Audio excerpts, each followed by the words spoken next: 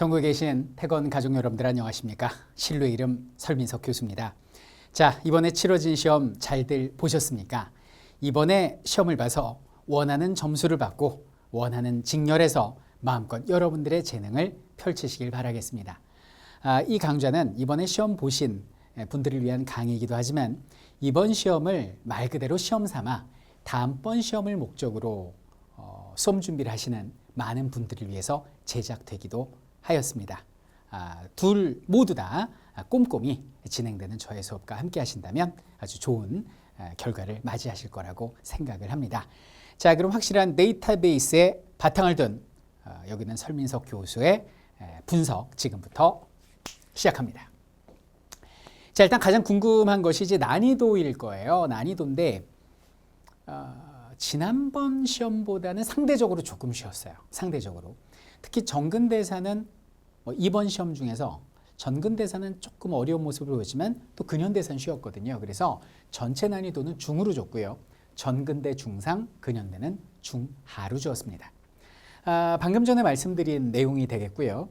최근 시험 중에는 가장 또 완성도가 높았다. 그러니까 뭐 오답10이랄지 이런 것들은 나오기가 어려웠던 문제다라고 말씀드릴 수 있겠고, 이 명사를 바꾸는 함정선다가 되게 많았어요. 받침 하나 바꾸고 뭐 어떤 이름 자체 바꾸고 이런 게 많았기 때문에 이번에 제가 파이널을 통해서 이제 어떤 뭐 가로를 채우는 형태 이런 어떤 함정 문항 등을 계속 이번 파이널에서 강조해 드렸거든요. 이것이 좀 많이 도움이 됐던 그런 시험이다 이렇게 말씀드릴 수 있겠습니다. 자, 난이도는 상대적으로 쉬웠지만 변별력을 위한 고난이도 문제가 있었습니다. 7번, 11번, 20번 문제 정도 되는데요. 특히 여기 있는 인조대의 상황 같은 경우는 뭐 유례 없이 전근대사의 연도를 알아야만 풀 수 있는 문제였고요. 여기는 20번 문제의 경우는 이제 아이레로의 연도를 알아야 풀 수 있는 문제인데, 제가 수업 시간에 여기는 아이레로 1991년 노태우를 매우 강조했거든요. 근데 이 그대로 출제돼 가지고 저도 깜짝 놀랐어요. 그래서 좀 보람 있는 그런 문항이 20번 문항이었다라고 말씀드릴 수 있겠습니다. 자, 박스형 문제의 유형이 변화가 됐습니다. 그전에는 뭐 개수 찾기, 옳은 것은 모두 몇 개인가 이런 것에서 보기 고르기 형태로 살짝 바뀌었다는 이런 내용도 참고하시면 될 것 같아요. 자, 전체 비율을 살펴보면요. 여기는 전근대사가 14, 근현대사가 6 정도입니다. 전통적으로 15대 5 정도 나왔는데요. 이번엔 근현대사가 한 문제 정도 더 나왔다라고 말씀드릴 수 있겠고요. 자, 시대사별 출제 비율을 보면 다른 거 볼 거 없습니다. 고려시대의 출제 비중이 상대적으로 높아졌다는 특징이 있고요. 자, 이번에는 분류사별 출제 비율을 봤을 때 대부분이 정치사에서 출제됐고, 보시다시피 경제사는 단 한 문제도 출제되지 않았다는 게 이번 시험의 특징이 되겠습니다. 자, 그러면 뭐 100문이 불여 1견이라고 100견이 불여 1습이라고 1번부터 20번까지 저하고 함께 꼼꼼히 풀어보면서 이 내용 다시 한번 바둑으로 따지면 복기라고 그러죠. 되새겨보는 시간을 가져보도록 하겠습니다. 자, 1번 문제 살펴보도록 하겠습니다. 1번 문제는 선사시대의 문제가 나왔는데요. 가장 적절하지 않은 것은 이렇게 이야기를 하고 있어요. 먼저 1번을 보니까 구석기 시대 중기에 큰 몸돌에서 떨어져 나온 격지, 격지라는 거 이제 파편을 말하는 거죠. 가지고 잔손질을 해서 석기를 만들었다. 이것이 진정한 구석기 시대의 뗀석기가 되는 거죠. 자, 요거 맞고, 2번 조금 헷갈리셨을 수도 있을 것 같아요.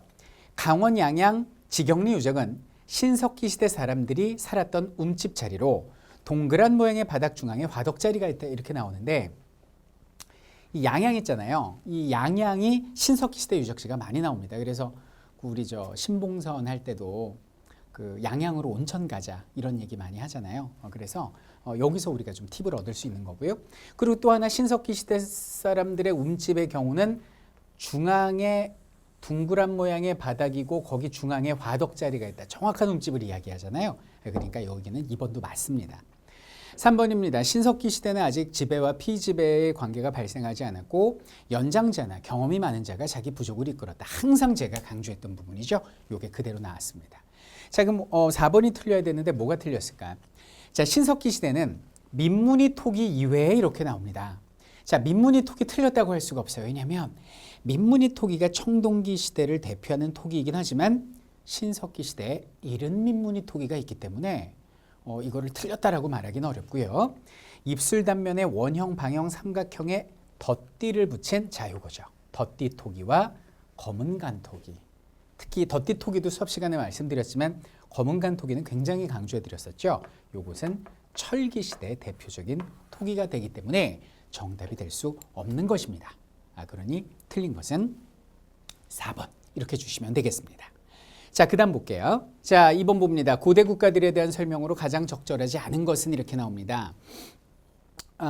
기원전 1세기경에는 고구려, 백제, 신라 이렇게 나오는데 자, 신라 BC 57년입니다. 57년, 고구려는 BC 38년, 그리고 백제는 BC 37년, 그리고 백제는 BC 18년이 됩니다. 그러니까 다 존재를 했던 거죠. 그리고 부여동의 옥저 등은 당연히 공존하고 있었죠. 왜냐하면 부여나 이런 나라들은 고구려보다 더 이전에 생겼던 나라니까 요 선단은 맞다라고 말씀드릴 수 있겠고, 옥저에서는 혼인을 청한 뒤 신부집 뒷견에 조그만 집을 짓고 자식을 낳아 장성하며 아내를 데리고 신랑집, 이거 뭐야? 이게 서옥제잖아. 서옥제가 여러분들 옥저예요? 아니면 고구려예요? 이게 틀렸죠. 옥저가 아니라 고구려의 풍습이다. 그래서 2번이 틀렸습니다. 나머지 동해의 명주삼배 이야기, 그리고 사만 중에 마한의 세력이 가장 컸고 그 중에 대표적인 국가가 목지국이었으며 여기는 목지국에서 항상 사만을 대표하는 왕이 뽑혔다는 사실은 모두 맞는 사실이 되겠습니다. 그러니까 틀린 건 뭐가 돼요? 2번 이렇게 주시면 되겠습니다. 자, 그 다음에 3번 문제 한번 볼게요. 고대 국가들에 대한 설명 중 옳지 않은 것을 모두 골라라 이렇게 이야기를 하고 있습니다. 2세기 고구려 고국천왕 때는요, 왕위 계승이 형제 상속에서 부자 상속으로 바뀌었으며, 맞죠?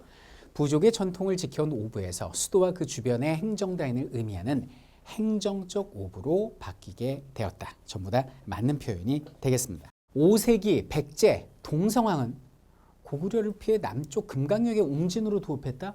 이거 동성이 아니라 문주왕이죠. 그리고 잘했어요. 동성왕이 아니라 문주왕. 그러니까 옳지 않은 것은 니은이 되겠습니다. 자, 디귿을 한번 볼게요.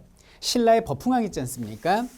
병부의 설치 유명하죠. 국방부 설치하고 상대 등의 설치 등을 통해서 통치 질서 확립했다. 디귿 맞고요. 자, 리을입니다. 고구려 태조왕은 6대 태조왕은 계류부고시의 왕위 세습권을 확립했고 옥저를 복속시켰다. 이렇게 나오는데 여기 있는 태조왕의 업적은 제가 수업 시간에도 강조했던 만큼 그대로 좀 나왔다. 그래서 우리 어떻게 기억했었어요? 태옥 이렇게 암기했었잖아요. 요거 다들 기억하실 겁니다. 자, 미음 보겠습니다. 백제 성왕 때는 수도를 사비로 천도하고, 맞죠? 국호를 남부여로 바꿨으며 완전히 맞습니다. 그런데 아직기가 일본에 건너가서 아직도 한자를 모르세요? 한자 전해드릴게요 라고 했던 건 4세기 때 이야기가 되지 않습니까? 성왕은 6세기 사람이잖아요. 그래서 근초고왕 때 어떤 아직기의 일본 한자 전파, 요 시기가 다르기 때문에 미음도 틀렸다. 이렇게 말씀드릴 수 있겠습니다. 자, 비읍 보겠습니다. 3세기 고구려의 동천왕은 서안평을 공격했다. 이분은 어떻게 보면 거의 유일한 업적이 되죠. 이거하고 동해안 쪽으로 쫓겨갔다 이건데 유일한 업적. 여기는 비읍도 맞습니다. 그래요. 자, 그래서 맞는 것은 뭐예요? 니은과 미음 이렇게 되니까 3번 이렇게 주시면 되겠습니다. 자, 그 다음 문제 볼게요. 자, 4번입니다. 다음 시대 상황에 대한 설명으로 가장 적절한 것은 이렇게 얘기를 합니다. 진성여왕 즉위 3년이에요. 신라 하대입니다. 나라 내 여러 주군에서 공부를 바치지 않아서 원종의 노들이 반란을 벌이는 내용이 나오고 있습니다. 이거 정말 중요한 사료라고 몇 번이고 강조했었는데요. 그대로 출제가 됐습니다. 자, 신라 하대 상황으로 적절한 거 보도록 할게요. 이건 좀 너무 쉽지 않습니까? 공주명학소에서 망이망소에는 고려시대 무신집권기가 됩니다. 말이 안 되고 이건 지금 신라를 묻는 거죠. 홍경래의 지휘하에, 이거 너무 쉽게 나왔네. 이거 조선시대 후기 홍경래의 난이니까 누구? 수조 때가 됩니다. 원종해노의 난이 발생하자 왕이 남아벼슬의 영기에게 진압하려고 했지만 여기는 남아벼슬의 영기는 두려워서 원종해노 농민반란이 두려워서 앞으로 나아가지 못했다라는 후략된 내용이 오늘날 전해져 내려오고 있습니다. 정답은 3번이고요. 김음돌 모욕 사건을 계기로 귀족에 대해서 대대적인 숙청이 행해졌다. 이건 통일신라 시대 전체 신라로 봤을 때는 중대 신문왕 때가 되겠습니다. 정답은 3번입니다. 자, 그 다음 보겠습니다. 고려시대 사건들을 발생한 순서대로 가장 적절하게 나열한 것은 이렇게 나오는데요. 이거는 뭐 연도는 따로 알 필요 없고요. 그러니까 이번 시험에 뭐 죽어봐라 해서 낸 문제가 있어요. 보통 연도 문제는 근현대사에서 내는데 전근대사에서 뭐 죽어봐라 이렇게 낸 문제가 있긴 한데 이거는 연도 없이 흐름으로 충분히 풀 수 있는 문제가 됩니다. 자, 먼저 볼게요. 자, 기억입니다. 삼국유사가 편찬됐다 이렇게 나와요. 삼국유사가 언제 편찬돼요? 원나라 간섭기 충렬 왕 때 이련 스님에 의해서 편찬되죠. 자, 기준점 잡았어요. 상정고급 예문이 간행됐다 그러는데 상정고급 예문 언제 어디서 간행돼요? 강화 천도기에 강화도에서 간행이 되죠. 그럼 이건 원나라 간섭기 이전이 되겠네. 항몽의 시기가 되니까 여기에 들어가야 되겠습니다. 강화 천도기 이렇게 주면 되고, 자, 박서의 귀주성 전투가 됩니다. 박서의 귀주성 전투는 뭐예요? 몽골과의 전쟁, 그 다음에 강화천도, 그 다음에 원간섭기 이렇게 되는 거죠. 그러니까 박서는 여기 들어가야 됩니다. 박서 장군님 여기 들어가야 되고, 자, 망건당 설치라고 나옵니다. 이거 누구예요? 충열왕의 아들 충선왕 때가 되는 거죠. 그러니까 충열왕의 아들이니까 망건당 설치는 여기 들어가야겠네요. 이렇게 망건당 설치 충선왕. 자, 미음입니다. 원종의 개경환도는 뭐예요? 강화천도기가 끝났음을 의미하죠. 여기에 들어가야겠네요. 미음. 그러니까 순서는 뭐가 돼요? 디귿, 니은, 미음, 기역, 리을 이렇게 되는 거죠. 정답은 몇 번이 되겠어요? 1번 이렇게 주시면 되겠습니다. 자, 6번입니다. 고려시대에 대한 설명으로 가장 적절한 걸 골라라 이렇게 이야기를 하고 있습니다. 충렬왕 때는 경사교수도감을 설치해서 경학과 사학을 장려했고 유교교육기관의 공자사당인 문묘를 새로 건립해서 유교교육의 진흥에 나섰다. 이것이 바로 충렬왕 때의 내용이 되겠습니다. 정답이 되겠고요. 자, 나머지 왜 틀린가 볼게요. 충선왕 때면 여러분들 고려 후기잖아요. 원나라 간섭기죠. 여러분들 선생님 수업할 때 선수대통 실력 기억하십니까? 선수대통 여기 있는 선명력은 당나라의 역법서로서 고려시대 초기 쪽에 쓴 거지. 고려 초기 쪽. 그럼 여기는 충선왕 때 뭐가 써야 돼요? 선명력이 아니라 선수니까 수시력을 채용했다. 이래야 맞는 것입니다. 틀렸고요. 자, 3번입니다. 충남에 있는 예산수덕사 대웅전은 고려시대의 대표적인 답포식 양식이 아니라 주심포 양식이다. 이렇게 바꾸어 주어야 되고요. 4번 보겠습니다. 의상은 흥왕사를 근거지로 삼아서 화엄종을 중심으로 교종을 통합했어요. 어딘가 이상한데요. 의성이 아니라 누가 돼야 돼요? 힌트는 왕자 출신의 스님입니다. 그렇죠. 대각국사 의천 이렇게 해야겠죠. 그러니까 정답은 뭐예요? 1번 이렇게 주시면 되겠습니다. 자, 그 다음 보겠습니다. 7번입니다. 고려시대 문화에 대한 설명 중 옳은 것을 모두 골라라 이렇게 이야기하고 있습니다. 임춘은 술을 의인화한 국순전을 저술했다. 임춘의 국순전 우리 수업 시간에 배운 내용이죠. 자, 기억 맞고요. 옳은 거 자 기억 하나 줍니다. 자, 니은입니다. 이재현은 삼국시대부터 고려시대까지 유명한 사활을 모은 백운소설을 저술했다 그러는데요. 여기는 백운소설은 여기는 이재현이 아니고요. 이규보입니다. 이규보의 백운소설. 자, 디귿입니다. 이규보는 흥미있는 사실, 불교 부녀자들의 이야기를 수록한 보한집을 저술했다고 그러는데요. 자, 보한집을 쓴 사람은요. 최자가 되겠습니다. 오늘날도 이름 비슷하신 분이죠. 네. 자, 그 다음에 이인로는 파한집에서 개경, 평양, 경주 등 역사적 유적지의 풍속과 풍경을 묘사했다. 이인로의 파한집은 우리 배운 그대로예요. 맞고, 박인량의 여공패설, 여공패설 누가 했지? 이건 박인량이 아니라 이게 이재현이죠. 그래서 이재현은 고려 말기의 그 성리학자로서 충선왕 때 망건 땅에 가서 원해 학자들과 교류도 했고요. 사략이라는 역사책도 썼죠. 그리고 여기는 여공패설을 설화문학 형식으로 지은 걸로도 유명한 분이 이재현이 되겠습니다. 그래요. 그러니까 문화사 파트를 좀 꼼꼼하게 공부한 친구들은 쉽게 풀 수 있고 조금 이제 그렇지 못한 친구들은 다소 헷갈릴 수 있는 그런 문제였다. 이렇게 보시면 되겠습니다. 정답은 뭐가 돼요? 기억과 리을. 3번 이렇게 주시면 되겠습니다. 불이 안 들어오나요? 네. 자, 그 다음에 8번 보겠습니다. 고려시대의 사회 모습에 대한 설명으로 가장 적절하지 않은 것은 이렇게 얘기를 하고 있어요. 개경, 서경, 12목에는 물가 조절 기간인 상평창을 두어서 물가 안정을 꾀하였다. 맞습니다. 2번 향도 있죠. 향기 나는 물이 향도. 고려시대 후기에 이르러서 자신들의 이익을 위해서 조직되는 향도에서 신앙적인 향도로 변모했다고 그러는데 우리는 알고 있습니다. 처음에 신앙적인 향도였다가 우리 저기 교회 절 다니면 어때요? 처음에는 신앙 때문에 저도 그랬어요. 학창 시절에 신앙 때문에 교회 나갔다가 학교 친구들보다 교회 친구들하고 더 친해져 가지고 나중에 그 아이들하고만 다녔거든요. 처음엔 신앙이었다가 고려시대 후기로 가면서 자신들의 이익을 위하여 조직되는 향촌 자조 조직으로 변모한 거죠. 순서가 뒤바뀌었단 말이죠.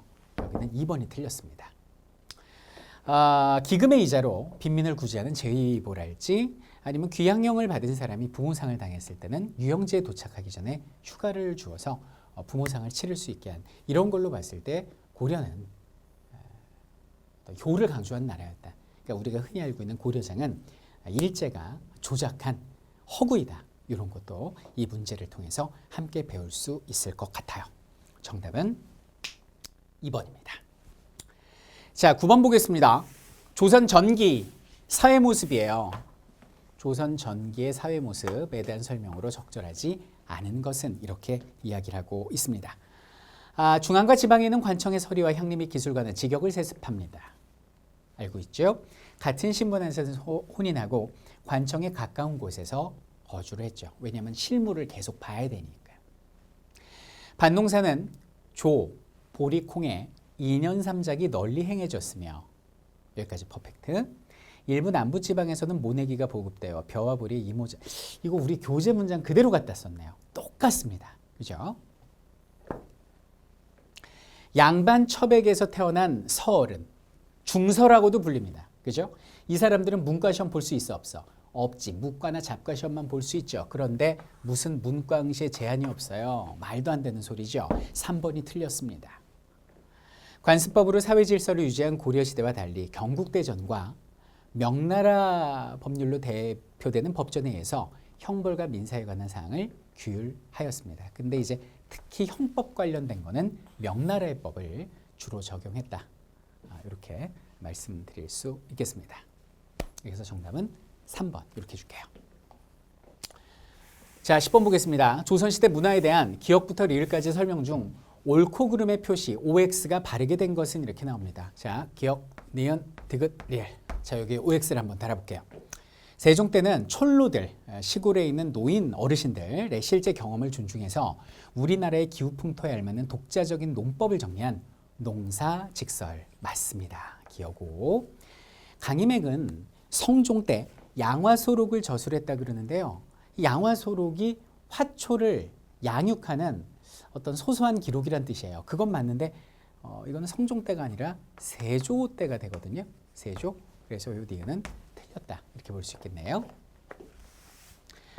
문종 때는 김종서의 주도하에 중국과 우리나라의 역대 전쟁사를 정리한 병장도설이 아니라 동국병감이죠. 동국병감. 동국병감. 자, 리을입니다. 15세기에는 성현에 의해서 평양, 개성, 경주 등 옛 돕지를 배경으로 남녀 간의 사랑과 불의에 대한 비판 등 민중의 생활 감정과 역사의식을 담은 필원잡기가 간행되었다 이렇게 나오는데요. 성현이 아니고요. 서거정입니다. 서거정. 이렇게 서거정의 필원잡기. 그러니까 맞는 건 뭐예요? 뭐 다 틀렸네 이거. 그러니까 맞는 거는 기역 이렇게 주시면 되겠습니다. 그러면은 OXXX OXXX 정답은 3번 이렇게 주시면 되겠습니다. 그 다음 11번 문제입니다. 아마 이 문제가 가장 어려운 문제가 아니었을까. 정근대사의 연도를 이렇게까지 묻는 문제는 없었거든요. 그럼 이 연도를 다 외워야 되냐? 그럼 정근대사 우리나라에서 있었던 모든 역사적 사건을 전부 연도를 외워야 된다는 얘기인데 그것은 불가능하죠. 말 그대로 죽어봐라 하고 낸 문제가 되는데요. 자, 일단 보겠습니다. 다음 중 제시된 사건과 가장 가까운 시기인 것은 이렇게 얘기를 합니다. 대금국의 한은 이렇게 얘기를 해요. 일단 여기 인조란 말이 나오죠. 그러면 이 사람 정묘호란 병자호란 겪은 사람이네. 인조 때구나. 근데 대금국이라고 하는 거 보니까 아직 청이라고 하지 않은 것 보니까 청나라 건설되기 이전이에요. 근데 여기 보면은 조선을 뭐라고 불러요? 형제할 때 제 동생이라고 부르지 않습니까? 아, 이것은 정묘호란 직후구나라는 걸 알 수가 있습니다. 정묘호란 직후고 요 사료가 쓰여진 이제 인조 5년이면 이게 1628년의 상황이에요. 이렇게 되는 거죠. 그럼 여기는 1628년과 가장 가까운 것을 골라라. 이런 내용이 되는데 한번 볼게요. 자, 후금의 건국이라고 나오는데 후금의 건국은요. 1616년 1616년이 되겠습니다. 그러니까 약 한 12년 정도 차이가 난다. 이렇게 보시면 되겠네요. 자, 그다음에 이제 대보단의 설치라고 그러는데 이거는 우리가 연도를 굳이 몰라도 되죠. 왜냐하면은 이 대보단이 설치된 이유는 임진왜란 이후에 임진왜란 때 우리나라를 도운 중국 신종의 어떤 감사함을 표시하기 위해서 조선 후기 숙종 때 설치된 거기 때문에 여기는 인조하고 관련성이 없어요. 그래서 여기는 이 내용은 관련이 없다 이렇게 말씀드릴 수 있겠고, 그리고 가도 사건은 이게 1623년입니다. 이 가도라는 건 뭐냐면 이 가도, 오늘날로 따지면 평안도 근처에 있는 가도 지역에 여기는 적장이 머물면서 한마디로 정묘호란의 배경이 됐던 사건이 여기는 가도 사건이다. 그래서 여기서 머물면서 이제 정묘호란을 일으켰던 그 사건을 이야기합니다. 자, 그리고 삼전도의 항복이라고 얘기를 하는데 이 삼전도의 항복은 1636년이 됩니다. 이렇게 돼요.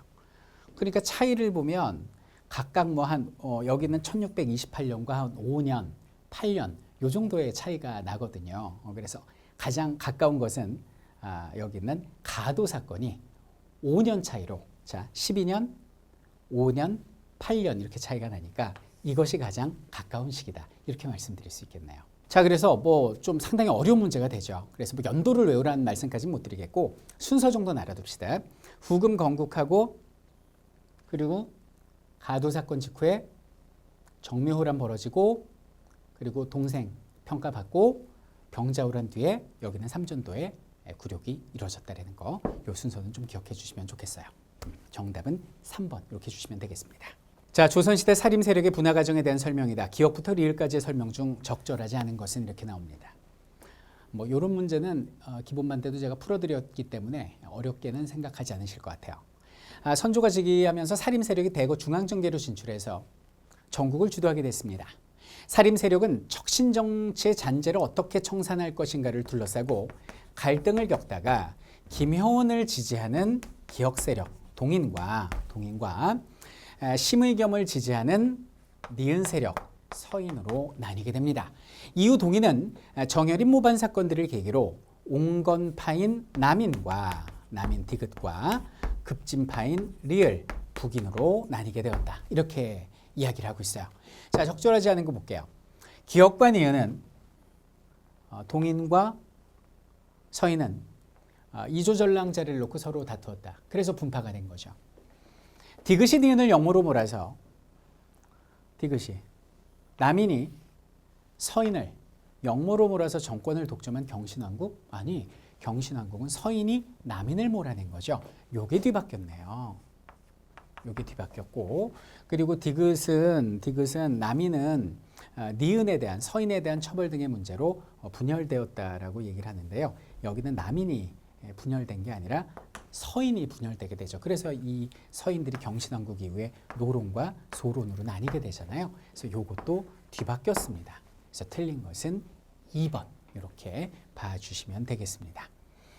나머지는 다 맞지 않습니까? 현종 때 2차례 예송이 발생하면서 서인과 남인 사이에 대립이 격화됐고요. 이때 남인은 상대적으로, 서인은 상대적으로 신권을 강화하였다.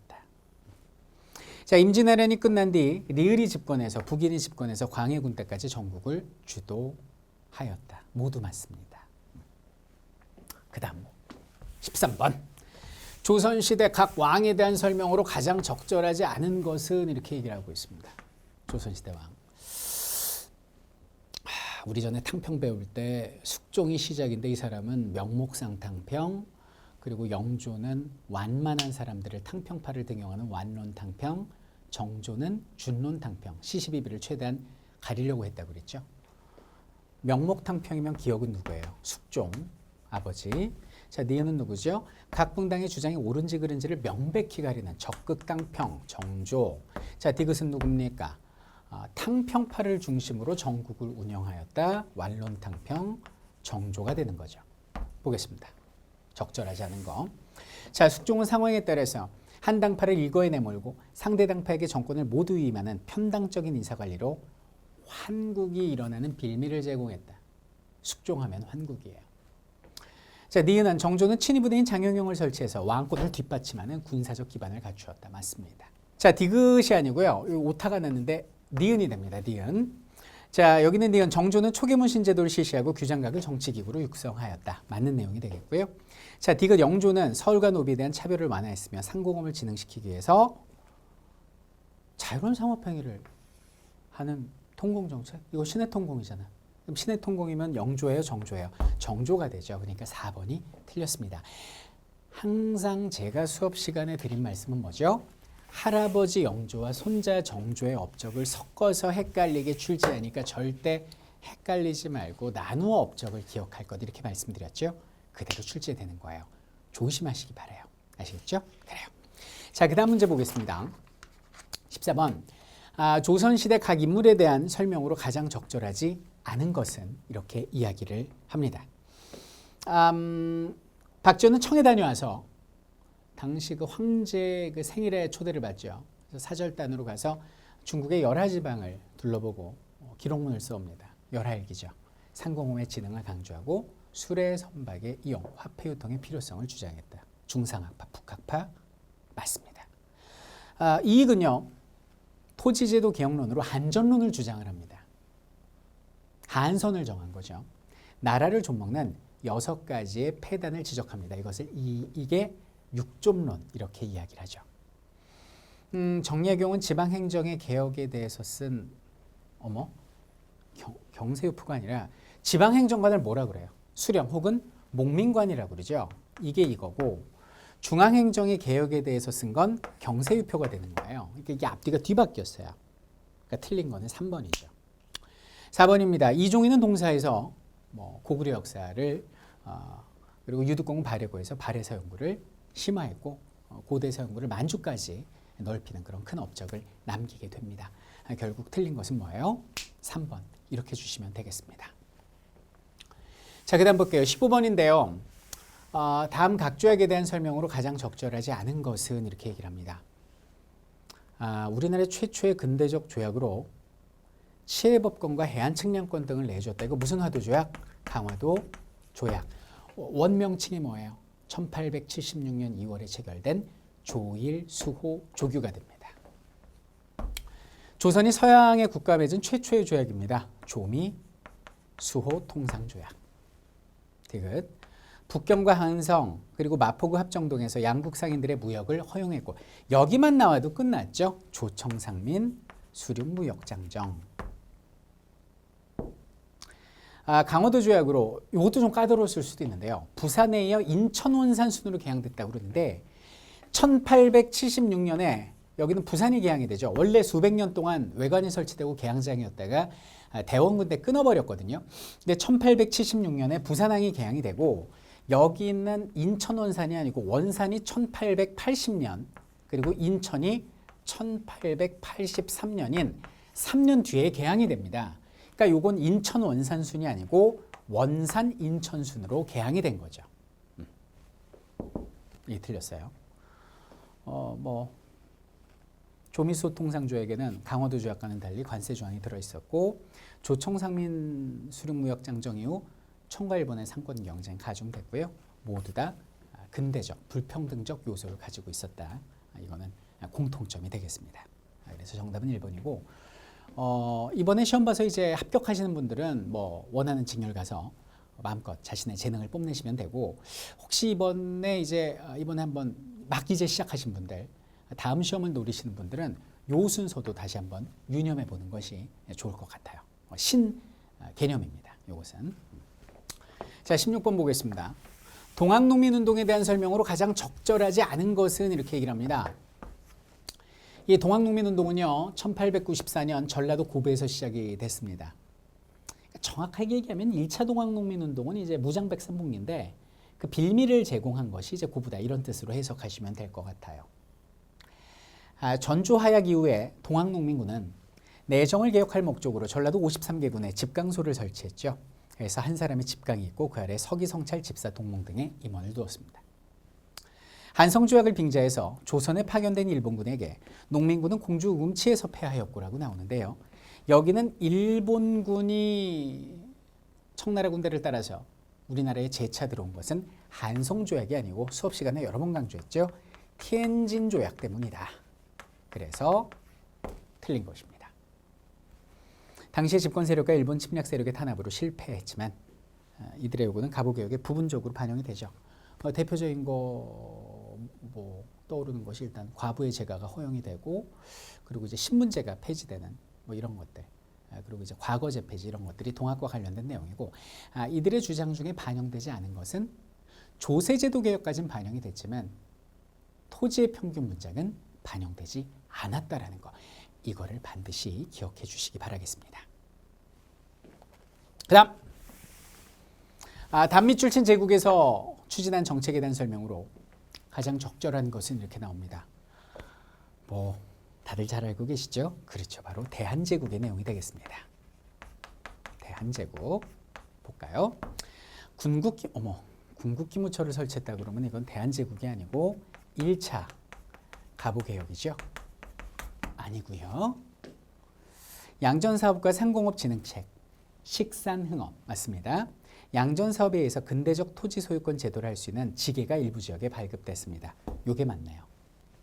지조법을 실시하고라고 나오는데 여기는 지조법 내용은 1884년 갑신정변의 14개조 정강에 나오는 내용이죠. 정책을 전담할 기구로 이 통리기무하무는요, 이게 1880년에 만들어진 거고 별기군이 1881년이니까 이 대한제국이 만들어진 게 이게 1897년이잖아요. 그래서 1910년까지 가지 않습니까? 한참 이전의 내용이 됩니다. 대한제국의 내용은 아니다. 맞는 것은 2번입니다. 다음 단체들에 대한 설명으로 가장 적절하지 않은 것은 이렇게 나오고 있습니다. 의병장으로 활동했던 임병찬이 1912년 고종 황제의 비밀 지령을 받아서 의병들을 규합해서 결성했습니다. 이걸 뭐라고 부르죠? 독립의군부, 이렇게 부르는 거예요. 니은입니다. 1919년 만주에서 일본의 요인 암살과 식민 통치기간 파괴를 목적으로 소수정예의 대원들로 구성되었습니다. 의로운 일을 맹렬히 추진하는 단체, 의열단이 되겠습니다.